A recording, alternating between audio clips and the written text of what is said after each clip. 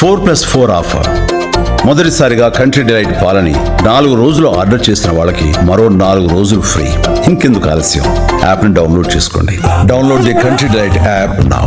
India Today కాంక్లేవ్లో మంత్రి నారా లోకేష్ చాలా అంశాల మీద మాట్లాడారు. ముఖ్యంగా వైఎస్ఆర్ కాంగ్రెస్ పార్టీకి ఎందుకు ప్రతిపక్ష హోదా ఇవ్వడం లేదనే ప్రశ్నకు ఆయన చెప్పిన సమాధానం సంఖ్యాబలంలో 10% వచ్చి ఉండాలి, చట్టాన్ని ఉల్లంఘించి వైసీపీకి ప్రతిపక్ష హోదా ఇవ్వలేము. Leader of opposition definition is quite clear. The rule, the parliamentary rules and the assembly rules states that he needs to have 10% of the constituent assembly. He doesn't have that. So he expects me to break the rule for him. I think that's very unfair. We are law-abiding citizens. We are not here to break any rules. అంటే ప్రతిపక్ష నేత హోదా ఇవ్వాలి అంటే అది వాళ్ళ ఇష్టం, వాళ్ళ పరిధిలో ఉంటుంది, స్పీకర్ పరిధిలో ఉంటుంది. కానీ చట్టాన్ని ఉల్లంఘించి ఇవ్వలేమంటూ ఉన్నారు లోకేష్ అన్నది ఏంటి అంటే, చట్టము లేదా రూల్స్ 10% అని చెప్తుంది కనుక మేము ఆయన కొరకు రూల్ బ్రేక్ చేయలేం కదా, చట్టాన్ని బ్రేక్ చేసి ఇవ్వలేం కదా అంటున్నాడు. మరి ఏ రూల్లో ఏ చట్టంలో 10% ఉండాలి అని ఉందో ఒక్కసారి లోకేష్ కానీ తెలుగుదేశం పార్టీ కానీ చెప్తే మనం కూడా ఆ చట్టం ఆ రూల్ చదివి కరెక్టే అని అనగలం. సో అందువల్ల మేము అది స్పీకర్ పరిధిలో ఉంటుంది, స్పీకరు ఇస్తారు, మాకు ఏం సంబంధం అని లోకేష్ అంటే తప్పలేదు. ఎందుకంటే టెక్నికల్గా స్పీకర్ పరిధిలో ఉంటుంది. నిజం, స్పీకరు పొలిటికల్ కాదా అంటే టెక్నికల్గా కాదు, రియాలిటీలో అందరికీ తెలుసు స్పీకర్ పొలిటికల్. బట్ అట్లీస్ట్ దాన్ని సాంకేతికంగా చూసినప్పుడు చట్టం స్పీకర్కు అధికారం ఇచ్చింది కనుక ఇవ్వాల్సింది స్పీకర్. అది మీరు నన్ను అడగడం కాదు, స్పీకర్ని అడగాలి అని అనొచ్చు. కానీ పర్టికులర్గా లా 10% అని చెప్తుండగా, రూల్స్ 10% అని చెప్తుండగా లాను రూల్స్ను వయలేట్ చేసి మేము ఎలా ఇవ్వమని అడుగుతున్నాడు. ఇది అన్ఫేర్ కదా అని అంటున్నారు. నా క్వశ్చన్ సింపుల్, ఏ లాలో ఏ రూల్లో ఇది ఉంది చెప్పండి. ఎక్కడైనా ఉండాలి కదా లాలో రూల్లో. ఎందుకంటే మన దేశంలో లాను రూళ్ళు అనేదాన్ని పాలిటిక్సే ఇంటర్ప్రిట్ చేస్తాయి తప్ప నిజము ఇంటర్ప్రిట్ చేయదు. మరీ ముఖ్యంగా ఆంధ్రప్రదేశ్లో నిజము అబద్ధము అన్న పదాలకు అర్థం లేదు. చంద్రబాబు, జగన్, టీడీపీ, వైసీపీ అన్న పదాలు ఉన్నాయి, నిజం అబద్ధం లేవు. వాస్తవము అవాస్తవం అన్న పదాలు లేవు ఆంధ్రప్రదేశ్లో. ఉన్న పదాలు ఏంటంటే టీడీపీ, వైసీపీ, జగన్, చంద్రబాబు, ఇవే ఉన్నాయి. అంటే జగన్ నిజం అంటే ఆయన మద్దతుదారులకు నిజం, ఆయన ప్రత్యర్థులకు అబద్ధం. చంద్రబాబు నాయుడు టీడీపీ నిజం అంటే ఆయన మద్దతుదారులకు నిజం, ఆయన ప్రత్యర్థులకు అబద్ధం. ఇందులో నాగేశ్వర్ మాట్లాడినా అంతే. నువ్వు టీడీపీకి అనుకూలంగా మాట్లాడితే టీడీపీ వాళ్ళు నిజం అంటారు, వైసీపీకి అనుకూలంగా మాట్లాడితే వైసీపీ వాళ్ళు నిజం అంటారు, లేకపోతే అబద్ధమే అంటారు. కానీ నాగేశ్వర్ లాంటి వాడు అలా ఉండడు. నాగేశ్వర్ అంటే రూల్, లా ఎప్పుడైనా ఒకటి అంటారు. మీకు ఎందుకే ఉదాహరణ ఏంటంటే, నేను చిటికేస్తే చంద్రబాబు నాయుడుకు ప్రతిపక్ష హోదా కూడా పోతుంది అన్న రోజు 10% నిబంధన నిజమని వైసీపీ అన్నది, 10% నిబంధన ఎక్కడుంది అని టీడీపీ అన్నది. సరిగ్గా ఇప్పుడు 10% నిబంధన ఎక్కడుంది అనేది వైసీపీ అంటోంది, రూల్లో చట్టంలో ఉందని టీడీపీ అంటోంది. కానీ అప్పుడు లేదు, ఇప్పుడు లేదు రూల్లో చట్టంలో ఎక్కడ. ఇది విచిత్రంగా మాట్లాడతారు. లాస్ట్ టైం జగన్ ఉన్నన్నాడు, టీడీపీ లేదన్నారు. ఇప్పుడు జగన్ ఉన్నది అంటాడు, టీడీపీ లేదంటున్నారు. ఆ రోజు జగన్ ఉన్నదని అన్నాడు కదా, ఇవాళ జగన్ లేదంటున్నాడు, మళ్ళీ టీడీపీ ఉందని అంటున్నాడు. మరి ఎక్కడుంది, ఏ చట్టంలో ఉంది, ఏ నిబంధనలో ఉంది 10% అని? మీకు దానికి భిన్నంగా నేను చెప్తాను. Section 12B of payment of salaries and allowances and disqualification of legislators act of Andhra Pradesh, మీరు సింపుల్గా గూగుల్లో కొట్టండి. నాకు గుర్తున్నంతవరకు section 12B, B for Bombay, మీరు చూడండి క్లియర్గా. అందులో ఎక్స్ప్లెనేషన్లో లీడర్ ఆఫ్ ద అపోజిషన్ అంటే రెండే చెప్పారు. ఒకటి, having greatest number in the assembly and other than the ruling party, and అధికార పార్టీకి వ్యతిరేకంగా ఉన్న పార్టీలలో అత్యధిక సభ్యత్వం ఉండాలి ఒకటి. 2, స్పీకరు గుర్తింపు ఇవ్వాలి. ఈ రెండే ఉన్నాయి. ఎక్కడ మరి ఇది రూల్ బ్రేక్ చేయాలా అని లోకేష్ అంటున్నాడు. అసలు ఇవ్వకపోవడమే రూల్ బ్రేక్ చేయడం. ఏ రూల్లో ఉంది చెప్పాలి కదా, ఏ చట్టంలో ఉంది చెప్పాలి కదా. ఫలానా యాక్ట్, ఫలానా నిబంధన, ఆ చట్టం చూపెడితే అయిపోతుంది కదా. లోకేష్ స్థాయిలో మాట్లాడితే ఆశ్చర్యంగా ఉంది. ఏ చట్టంలో ఉంది, ఏ రూల్లో ఉందో నాకైతే తెలియదు. నేను I'm ready to be corrected. ఎవరైనా తెలిసిన వాళ్ళు ఉంటే దయచేసి ఇంకా పలానా లాలో పలానా చట్టంలో ఉంది అని చెప్పండి. ఇందుకు కౌంటర్గా నేను చెప్తున్నది ఏంటంటే section 12B of payment of salaries and allowances act అనేది ఆంధ్రప్రదేశ్ రాష్ట్ర శాసనసభ ఐ థింక్ 1953లో చేసిన చట్టంలోనే క్లియర్గా ఉంది. గ్రేటెస్ట్ నెంబర్ ఉండాలి, అదర్ దెన్ అధికార పార్టీ ఉండాలి, స్పీకర్ గుర్తించాలి. ఈ మూడే కండిషన్స్. సో స్పీకర్ గుర్తించాడా, గుర్తించలేదు. అందువల్ల స్పీకర్ గుర్తింపు వచ్చేదాకా జగన్మోహన్ రాదు leader of the opposition. Speaker ఎప్పుడు గుర్తిస్తారో స్పీకర్ ఇష్టం. మన చట్టసభలకు ఉండే స్వతంత్ర క్యారెక్టర్ రీత్యా స్పీకర్ గుర్తించమని కోర్టులు కూడా ఆదేశిస్తాయని అనుకోను. ఇప్పుడు జగన్మోహన్ రెడ్డి హైకోర్టుకి వెళ్ళాడు కానీ ఊరట వస్తుందని అనుకోను. ఎందుకంటే that is a question of procedure. ఇదేం ఫండమెంటల్ రైట్ కాదు కదా, ఇట్స్ ఎ ప్రొసీజర్స్. శాసనసభ తనకు తాను గవర్న్ చేసుకోవటానికి ఏర్పాటు చేసుకున్న విధి విధానాలే తప్ప అవి వ్యక్తుల రాజ్యాంగబద్ధమైన హక్కులు కావు. అవి అందులో లీడర్ ఆఫ్ ద అపోజిషన్ అనేది ఫండమెంటల్ రైట్ కాదు. అది it is an arrangement with in the house. అందువల్ల హౌస్ పైన సర్వాధికారాలు హౌస్కు ఉంటాయి, హౌస్కు అధిపతిగా ఉన్న సభాపతికి ఉంటాయి. అందువల్ల I don't think court will intervene. Jagan కోర్టుకి వెళ్ళాడు కానీ కోర్టు జోక్యం చేసుకుంటుందని అనుకోను, చూద్దాం. కానీ స్పీకర్ ఇవ్వాలి, స్పీకర్ ఇవ్వలేదు కరెక్ట్. కానీ ఎలిజిబుల్ కాదా అంటే ఏముంది చట్టంలో section 12B of payment of salaries and allowances act అని మీరు గూగుల్లో కొట్టినా వస్తుంది. అందులో ఏమని ఉంది క్లియర్గా, ఎక్కడైనా 10% అన్న నిబంధన ఎక్కడైనా ఉందా అందులో? The best of my knowledge లేదు. ఇక పోనీ దీనికి ఎక్స్ప్లెనేషన్లో ఉంది కదా, చట్టంలో లేదు, ప్రొవిజన్లో లేదు కదా, ఎక్స్ప్లెనేషన్లో ఉంటే ఎలా వర్తిస్తుంది అని కూడా వాదించే లాయర్లు కూడా ఉన్నారు. ఎందుకంటే లాయర్లు అంటే వాళ్ళ పార్టీ తరఫున వాదించాలి కనుక అలాగే వాదిస్తారు. కానీ explanation is part of law, కానీ it is independent of law ఉంటుంది ఎక్కడైనా. ఒక లాలో దానికి ఒక నిర్వచనం, ఒక లా చెప్పి, ఒక ప్రొవిజన్ చెప్పి ఆ ప్రొవిజన్కు వివరణ ఇస్తే వివరణ మాత్రం చట్టంలో భాగం కాదు అంటే ఇంతకన్నా ఇంకా అన్యాయమే ఉంటుందా? ఇప్పుడు వివరణ ప్లస్ నిబంధన రెండు కలిపితేనే చట్టం అవుతుంది. సో క్లియర్గా చట్టంలో 10% నిబంధన నాకు తెలిసినంత వరకు లేదు. Section 12B of payment of salaries act. దానికి సభా వ్యవహారాల మంత్రి అయిన కేశవ్ ఏమంటాడు, జీతాలు ఇచ్చే చట్టం ఆధారంగా డిసైడ్ అవుతుందా అన్నాడు. మరి ఏ చట్టం ఆధారంగా డిసైడ్ అవుతుంది మీరు చెప్పండి. జీతాలు ఇచ్చే చట్టం ఆధారంగా leader of the opposition decide అవుతుందా అని క్వశ్చన్ వేశాను. మరి జీతాలు ఇచ్చే చట్టం కాకపోతే leader of the opposition act అనేది చట్టం ఉందా? ఆ శాసనసభ చేసిన చట్టం ఎక్కడైనా ఉందా leader of the opposition act అని? సో మీకు కౌల్ అండ్ షెగ్దర్ని కేశవ్ కూడా కోట్ చేశాడు. నేను కూడా కౌల్ అండ్ షెగ్దర్ నుంచే కోట్ చేస్తున్నాను. కౌల్ అండ్ షెగ్దర్ లేటెస్ట్ ఎడిషన్లో పేజ్ నెంబర్ కొద్దిగా అటు ఇటు, ఒక పేజ్ అటు ఇటు ఉండొచ్చు, కానీ అంతకుముందు ఎడిషన్లో అయితే పేజ్ నెంబర్ 385 పేజ్ నెంబర్తో సహా చెప్తున్నాను. అందులో ఏమనుంది, payment of salaries and allowances act లోక్సభలో చేశారు. ఇది 1977. ఇది లీడర్ ఆఫ్ ద అపోజిషన్కు స్టాట్యుటరీ రికగ్నిషన్ ఇచ్చింది, చట్టపరమైన గుర్తింపు ఇచ్చింది. అంతకుముందు సభాపరమైన వ్యవహారాలుగా ఉన్నది, చట్టపరమైన గుర్తింపు ఇచ్చింది అని.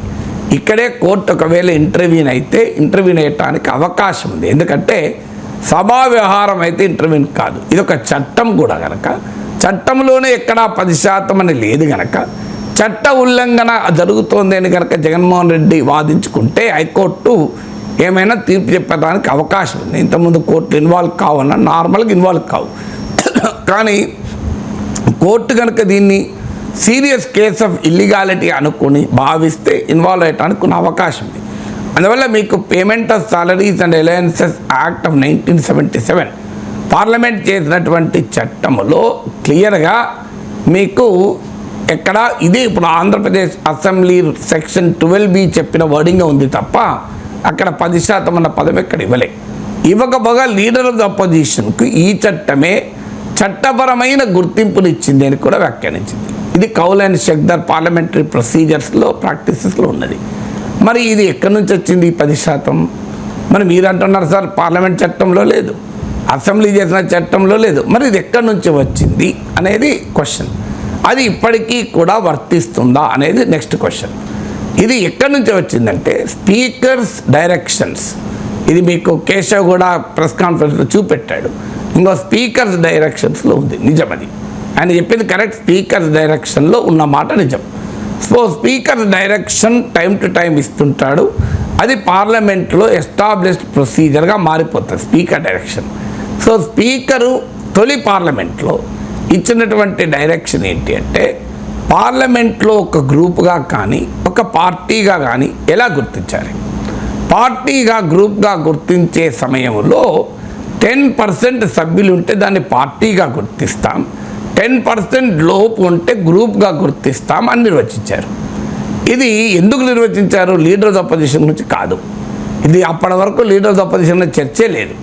అప్పుడు గుర్తించింది దేనికి అంటే లీడర్ ఆఫ్ అపోజిషన్ అని దేనికి అనే దానికి కాదు, సీట్ల కేటాయింపు, సమయం కేటాయింపు, పార్లమెంట్లో గదుల కేటాయింపు. So seats, time and rooms, వీటి కొరకు పార్లమెంటరీ పార్టీ అంటామా పార్లమెంటరీ గ్రూప్ అంటామా అనే దాని విషయంలో స్పీకర్ 1950s డైరెక్షన్ ఇచ్చాడు.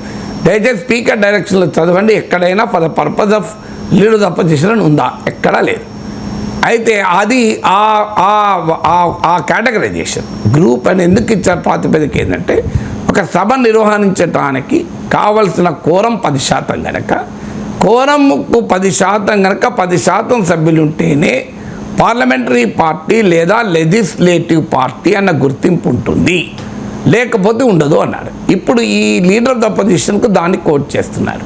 కానీ స్పీకర్ డైరెక్షన్ 1950s వస్తే 1970s payment of salaries act వచ్చింది లోక్సభలో. అంతకుముందే ఆంధ్రప్రదేశ్ అసెంబ్లీలో కూడా ఆ చట్టం ఉంది. ఎప్పుడు కూడా ఒక స్పీకర్ డైరెక్షను సభ చేసిన చట్టము, ఈ రెండూ ఉన్నప్పుడు సభ చేసిన చట్టమే చెల్లుతుంది తప్ప స్పీకర్ డైరెక్షన్ చెల్లదు.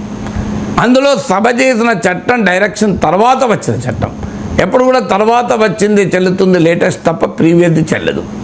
అందువల్ల దాని తర్వాత మీకు వచ్చింది 1985లో యాంటీ డిఫెక్షన్ లా వచ్చింది. యాంటీ డిఫెక్షన్ లా ఎక్కడా కూడా పార్టీ గ్రూప్ అనే డెఫినేషన్ ఇవ్వలేదు. ఒక పార్టీకి సభ్యుడైతే ఆ పార్టీ సభ్యుడు శాసనసభలో ఉంటే ఆ పార్టీ శాసనసభాపక్షమే అయిపోతుంది. అది ఒక్క మెంబర్ ఉన్నా పార్టీయే. అందువల్ల anti defection law legislature party, legislature group అని స్పీకర్ ఇచ్చినటువంటి డైరెక్షన్కు భిన్నంగా ఆ డైరెక్షన్ను ఆమోదించలే. యాంటీ డిఫెక్షన్ లా ఒక్క మెంబర్ ఉన్నా కూడా పార్టీగానే భావించింది. ఫర్ ద పర్పస్ ఆఫ్ సీట్లు, టైము, వీటి రూములు కేటాయింపడానికి స్పీకర్ డైరెక్షన్ ఉండవచ్చు, కానీ ఇతర పర్పసెస్కి ఏది స్పీకర్ డైరెక్షన్ సంబంధం లేదు. యాంటీ డిఫెక్షన్ లా మొదటిసారిగా పొలిటికల్ పార్టీకి నిర్వచనాన్ని ఇస్తూ లెజిస్లేచర్ పార్టీ అంటే ఏ ఒక్క మెంబర్ ఉన్నా లెజిస్లేచర్ పార్టీ. అందుకే మీరు ఒక్క మెంబర్ ఉన్నా కూడా, ఇద్దరు మెంబర్లు ఉన్నా కూడా మీకు యాంటీ డిఫెక్షన్ లా వర్తిస్తుంది. 10% మెంబర్లు ఉంటేనే యాంటీ డిఫెక్షన్ లా వర్తిస్తుంది, 10% మెంబర్లు లేకపోతే యాంటీ డిఫెక్షన్ లా వర్తించదని ఎక్కడ యాంటీ డిఫెక్షన్ లా పైన ఇచ్చినటువంటి కిహోటో, హోలన్ నుంచి మొదలుకొని ఏ తీర్పులో లేదు. అంటే 10% నిబంధన యాంటీ డిఫెక్షన్ లా పక్కకు పెట్టింది. తర్వాత రిప్రజెంటేషన్ ఆఫ్ పీపుల్స్ యాక్ట్, ప్రజా ప్రాతినిధ్య చట్టం, compulsory registration of political parties అని అన్నప్పుడు కూడా ఎక్కడా కూడా 10% మెంబర్లు సభలో ఉంటేనే దాన్ని రాజకీయ పార్టీగా గుర్తిస్తామని ఎక్కడా ఇవ్వలేదు. సో అందువల్ల ఇప్పుడు మీకు 1950s వచ్చిన స్పీకర్ డైరెక్షన్, 1970s వచ్చిన payment of salaries and allowances parliament act, దానికి అది లీడర్ ఆఫ్ అపోజిషన్కి ఒక స్టాట్యుటరీ రికగ్నిషన్ ఇవ్వడము, 1985లో వచ్చిన యాంటీ డిఫెక్షన్ లా, తర్వాత రిప్రజెంటేషన్ ఆఫ్ పీపుల్స్ యాక్ట్కి వచ్చిన అమెండ్మెంట్. ఈ 4తో పాటు ఆంధ్రప్రదేశ్ చట్టంలోని సెక్షన్ 12B, ఇది పార్లమెంట్ చట్టానికన్నా ముందే వచ్చినటువంటి చట్టం. ఎందుకంటే పార్లమెంట్ చట్టంకు సవరణ 77లో మళ్ళీ అమెండ్మెంట్ వచ్చింది. ఇది ముందే వచ్చినటువంటి చట్టాన్ని కోర్టు చేస్తారు, తర్వాత దాన్ని అమెండ్ చేయలే ఎవరు. సో అందువల్ల ఈ 4ని దృష్టిలో పెట్టుకున్నప్పుడు ఏది జరుగుతుంది? స్పీకర్ డైరెక్షన్ ఒక్కటే నేను పట్టించుకుంటాను అంటే ఆంధ్రప్రదేశ్ శాసనసభ చేసిన పేమెంట్ ఆఫ్ సాలరీ చట్టం చెల్లదా? సో ఇది ఫండమెంటల్ క్వశ్చన్. లా ఇంటర్ప్రిటేషన్లో డాక్ట్రిన్ ఆఫ్ పేరీ మెటీరియా అని ఒక కాన్సెప్ట్. సో లాను ఎలా ఇంటర్ప్రిట్ చేయాలి అన్నప్పుడు కొన్ని రూల్స్ నిబంధనలు ఉంటాయి. ఇప్పుడు సింగులర్ ప్లూరల్ ఎలా చూడాలి, ఇలా చట్టాన్ని నిర్వచించాలి, చట్టాన్ని అన్వయించుకోవాలి, చట్టాన్ని విశ్లేషించాలి అన్నప్పుడు ఒక జ్యూరిస్ప్రుడెన్స్లో ఒక principle doctrine of pari materia. Doctrine of pari materia అంటే ఒకే అంశాన్ని ఆధారంగా చేసుకొని చట్టాన్ని విశ్లేషించకూడదు, చట్టంలోని బహుముఖమైన అంశాలన్నింటినీ దృష్టిలో పెట్టుకుని విచారించాలి. మీరు గూగుల్లో డాక్ట్రిన్ ఆఫ్ పేరీ మెటీరియా కొట్టండి వస్తుంది. సో అందువల్ల చట్టాన్ని ఎప్పుడు కూడా ఒకే డైమెన్షన్లో చూడకూడదు, దానికి ఉన్న వివిధ డైమెన్షన్స్ చూడాలి అని. అందువల్ల లీడర్ ఆఫ్ ద అపోజిషన్ అనే దాన్ని చూడాలి అంటే ఒక్క స్పీకర్ డైరెక్షన్సే చూస్తా అంటే కరెక్ట్ కాదు. దానికి స్పీకర్ డైరెక్షన్స్, ఆ తర్వాత వచ్చిన చట్టము, anti defection law, amendment to the representative, ఇవన్నీ కూడా చూడాలి. చూసినప్పుడు లీడర్ ఆఫ్ ద అపోజిషన్కు 10% అనే నిబంధన ఎక్కడా లేదు. ఇది జగన్మోహన్ రెడ్డి ఉన్నది అని ఆయన ముఖ్యమంత్రిగా ఉన్నప్పుడు వాదించాడు, లేదని తెలుగుదేశం వాళ్ళు అన్నారు ఆ రోజుల్లో. ఇప్పుడు లోకేష్ వాదిస్తున్నాడు ఉన్నది అని, లేదని జగన్మోహన్ రెడ్డి అంటున్నాడు. మరి జగన్మోహన్ రెడ్డి ఆన్సర్ చెప్పాల్సిన ఆ రోజు ఉన్నదని నువ్వెందుకన్నావు, ఇప్పుడు లేదని ఎందుకు అంటున్నావు? టీడీపీ ఆన్సర్ చెప్పాలని ఆ రోజు లేదని చెప్పి ఈరోజు ఉన్నదని ఎలా అంటున్నారు? సమస్య ఏంటంటే నిజము అబద్ధం అనే 2 పదాలకు ఆంధ్రప్రదేశ్లో అర్థం లేదు. మీరు జగన్, చంద్రబాబు, టీడీపీ, వైసీపీ అన్న పదాలకే అర్థం ఉంది. టీడీపీ చెప్పింది నిజమని మనం అంటే టీడీపీ వాళ్ళకు మనం కరెక్ట్, అబద్ధం అని చెప్తే మనం జగన్ మనసులో, జగన్మోహన్ రెడ్డి దృష్టిలో కూడా అంతే. అందువల్ల నిజము అబద్ధం అనేది ఆంధ్రప్రదేశ్లో అదృశ్యమయ్యాయి కనుక సమస్య వస్తుంది. కానీ మనం హైదరాబాద్లో కూర్చొని మాట్లాడుకుంటున్నాం కనుక మనకు వర్తించదు అది. మనం నిజమో అబద్ధం అని చెప్పాలి. ఆంధ్రప్రదేశ్ కూడా వర్తించి చెప్తున్నాను నవ్వుతూ. మీరు ఆంధ్రప్రదేశ్ ప్రజలకు నా విజ్ఞప్తి ఏంటంటే నిజమో అబద్ధం అనేది ఆలోచించాలి తప్ప, జగన్మోహన్ రెడ్డికి అనుకూలంగా ఉన్నప్పుడు ఒక రకమైన నిజం, ఆయన వ్యతిరేకంగా ఉన్నప్పుడు ఇంకో రకమైన నిజం, తెలుగుదేశం వాళ్ళకి వ్యతిరేకంగా ఉన్నప్పుడు ఒక రకమైనది నిజం, తెలుగుదేశం వాళ్ళకి అనుకూలంగా మరొక నిజం ఎట్లయితుందండి? అప్పుడైనా ఇప్పుడైనా నిజం నిజమే కదా. సో ఇది వాళ్ళు రాజకీయ నాయకులు వాళ్ళ స్వార్థం కొరకు వాళ్ళ వైఖరిని మార్చుకుంటారు. ఒక విశ్లేషకుడిగా నా వైఖరిని ఎట్లా మార్చుకోవాలి? జగన్మోహన్ రెడ్డి అన్నప్పుడు తప్పన్నాను, లోకేష్ అన్నా తప్పంటారు. అందువల్ల నిజమేంటి? ఏ చట్టంలో ఇప్పటికి కూడా లోకేష్కి విజ్ఞప్తి ఏంటంటే విచ్ లా, మీరు ఏమని చెప్తున్నారు? లాను వయలేట్ చేయమంటున్నారు మమ్మల్ని, రూల్ను వయలేట్ చేయమంటే ఏ లాలో ఉంది, ఏ రూల్లో ఉంది చెప్పండి, అయిపోతుంది. We'll also learn. మళ్ళీ నేను సరి చేసుకొని మళ్ళీ వచ్చి మాట్లాడతాను. ఇంకో ఈ చట్టంలో ఉంది, నేను అది చట్టం అంతకుముందు చదవలేదు, ఇంకో ఈ నిబంధనలో ఉంది, నేను అంతకుముందు చదవలేదని నేను మార్చుకుంటాను. నాకేం అభ్యంతరం లేదు మార్చుకోవటానికి. ఎందుకంటే దీనిపైన నేను 6 నెలల కింద మాట్లాడాను, లాస్ట్ జూన్లో మాట్లాడాను. 6 నెలలు కూడా కాదు, దాదాపు 9 నెలల కింద మాట్లాడాను. ఇంతవరకు ఏ తెలుగుదేశం నాయకుడు కానీ ఇంకా నాగేశ్వర్ చెప్పిన తప్పు ఇంకో చట్టంలో ఇలా ఉంది, రూల్లో ఇలా ఉందని చెప్పలేదు. నేను మాట్లాడడమే కాదు, క్వింట్ అనే పత్రికలో, క్వింట్ అనే వెబ్సైట్, ఇది నేషనల్లీ రినౌండ్ వెబ్సైట్, నేను అందులో leader of the opposition K Nageshwar and leader of the opposition అని కొట్టండి గూగుల్లో, inquint.in అని వస్తుంది. అందులో ఒక 1500 పదాల ఆర్టికల్ రాశాను. అందులో ఈ నిబంధనలని, ఈ రూల్స్ను, ఈ ప్రొవిజన్, కౌల్ అండ్ షెక్దర్ను, యాంటీ డిఫెక్షన్ లాను, రిప్రజెంటేషన్ ఆఫ్ పీపుల్స్ యాక్ట్ అమెండ్మెంట్ను, అండ్ 77 పేమెంట్ ఆఫ్ సాలరీస్ యాక్ట్ను, section 12B of Andhra Pradesh assembly చేసిన పేమెంట్ ఆఫ్ సాలరీస్ యాక్ట్, వీటన్నిటినీ కోట్ చేస్తూ 1500 పదాల ఆర్టికల్ 9 నెలల కింద రాశాను. నా దృష్టికి ఇంతవరకు ఎవరు కూడా సార్ ఇంకో మీరు రాసిన ఆర్టికల్లో మీరు చెప్పిన దాంట్లో ఇంకో ఈ తప్పు ఉంది, ఇంకో ఈ చట్టంలో ఉంది, ఈ రూల్లో ఉంది, మీరు ఆ రూలు చట్టం బహుశా చదవలేదు కావచ్చు నా దృష్టికి తీసుకురండి. ఇప్పటికైనా నా అప్పీల్ లోకేష్కు. కానీ టీడీపీలో ఉన్న వారికి దయచేసి మీరు ఈ నిబంధన ఎక్కడుందో, ఏ చట్టంలో ఉందో, ఏ రూల్లో చెప్పుందో అది కరెక్ట్ మై సెల్ఫ్. ఏముంది దాంట్లో? అన్నీ మనకే తెలియాలని ఏమీ లేదు కదా. మనకు తెలిసిన మేరకు మాట్లాడతాం. కొత్తగా విషయాలు మన దృష్టికి వస్తే మార్చుకుంటాం ఒపీనియన్. నేను రెడీ టు చేంజ్ ఒపీనియన్, మీరు చెప్పండి అని అంటున్నాను నేను.